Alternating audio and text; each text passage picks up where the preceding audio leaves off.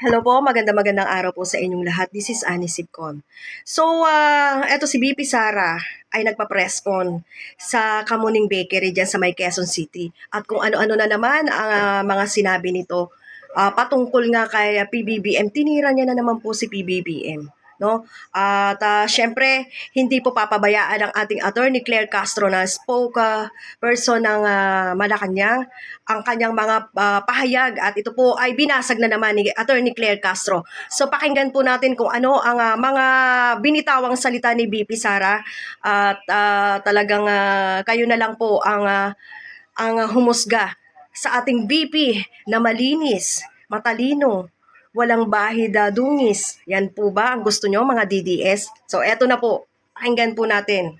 Auran sa Montreal noong Hulyo. Balik po tayo sa mga balita dito sa Pilipinas. Inakusahan ni Vice Presidente Duterte na hindi nagtatrabaho ang mga dating kaalyado ni Pangulo Marcos Jr. Sa pagdalo sa isang event sa Quezon City, iginiit ng Vice Presidente na hindi kailanman nagtanong o nagbigay ng utos ang Pangulo sa kanya nang siya ay nanungkulan bilang kalihim ng DepEd. Ayan, so, bigyan natin to ng reaction, yung hindi nagbigay ng utos sa DepEd. Lalahanin niyo po dati, si PBBM ay talagang masyadong pan sa kanya, no? Kung baga sa talagang itinuturing siya nitong kaibigan, no? Nung itinalaga siya sa DepEd ay pinahalagahan din naman ito ni PBBM ang pagkakalagay sa kanya sa DepEd. So hindi raw nag-utos sa kanya. At hindi natin alam kung ano nangyari, kung hindi nga ba. So hindi natin pwedeng paniwalaan talaga ito si BP. No? Dahil lahat ng sinasabi nito ay question mark talaga sa atin kung talaga bang totoo ito or hindi. Pero ang alam lang natin, ang DepEd ay kanyang hinawakan at siguro kaya hindi nag-utos sa kanya ang Pangulong PBBM ay dahil tiwalang-tiwala ito sa kanya na mahahawakan niya ng maayos ang DepEd. Pero anong nangyari? Nadismaya lang ang Pangulo sa kanyang paghawak sa DepEd dahil maraming butas ang nangyari.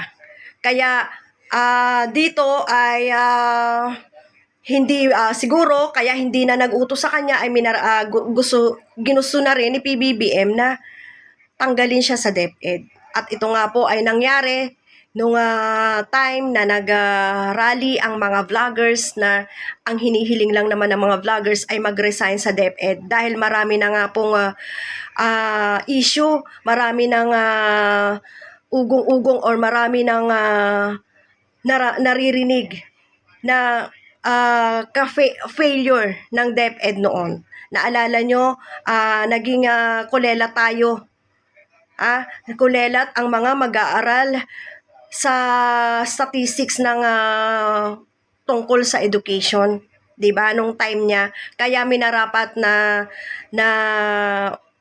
pinanawagan ng mga vloggers na mag-resign siya at hindi naman po nabigo.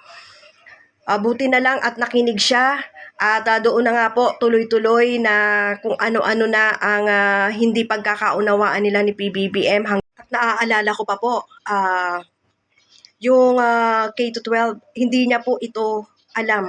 Hindi niya po alam ang proseso or hindi niya po alam kung paano ang mga ginagawa sa K-12. 'Di ba? Sabi pa nga niya during her term during ng panunungkulan niya diyan sa DepEd ay nag-uutos lang siya. Okay? So ganyan po ang tingin natin sa ating BP. Isinisirin ng bise sa Pangulo ang pagiging walang direksyon umano ng administrasyon. Diyos ko, akala mo ba yung presidente natin nagkatrabaho? Hindi nagtatanong yan at all. I swear to the flag. Tingnan mo, alam mo kung bakit ito si BP Sara. Tama si Attorney Claire Castro eh. Hindi na dapat ito pinapakinggan. Ilan na ba ang fake news na pinalabas nito? Ilan na bang fake news ang sasabihin nito? At sasabihin niya pa na hindi nagtatrabaho ang Pangulo. Araw-araw merong public ang tawag dito, public video na pinapakita ang ating Pangulo kung nasaan siya, kung anong ginagawa niya. Tapos sasabihin niya walang nagiging trabaho. Tanga na lang ang mga maniniwala dito eh. Ewan ko bakit naniniwala pa mga DDS dito eh. Ginaganyan niya si Pangulong PBBM para siyang, alam mo, kung ako talaga si PBBM, hindi ko papayagang ganito-ganituhin ako ng taong to eh. Pero mo pagbibintangan ka na hindi ka nagtatrabaho? Ganyan ba? Siya kaya anong ginagawa niya? Pag ilang araw na to na nagagaganyan-ganyan lang siya. Nagpe-press con lang siya. Imbis na tumulong siya, ang daming naapektuhan ng lindol. Hindi man lang siya makita doon.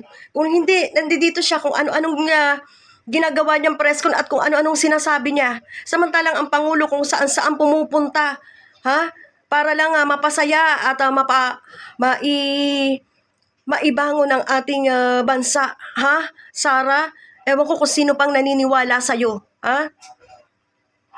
Walang direksyon yung governance at walang direksyon yung iba't ibang Grabe. departamento. Bakit? He doesn't command, he doesn't ask. Kinwestiyon din ng Vice Presidente. Wala raw direksyon. Kaya pala walang direksyon. Ano na nga natin ngayon nafe-feel na nga natin ngayon ang direksyon ng Pilipinas. Okay? Kahit na may mga sakuna, hindi tayo pinapabayaan. May sakuna na nangyayari, pero ang Pangulo ay nakaalalay sa atin. Kahit na dyan sa lugar nyo, kahit na dyan sa teritoryo nyo ay pumupunta si PBBM. Napapahiya lang kasi kayo Kaya kaganyan salita ng salita. Walang direksyon. Sa direksyon nyo nga pumupunta ang Pangulo. Davao, pumupunta, pabalik-balik na nga dyan ang Pangulo. Tapos sasabihin nyo, walang direksyon. Anong gusto mong direksyon?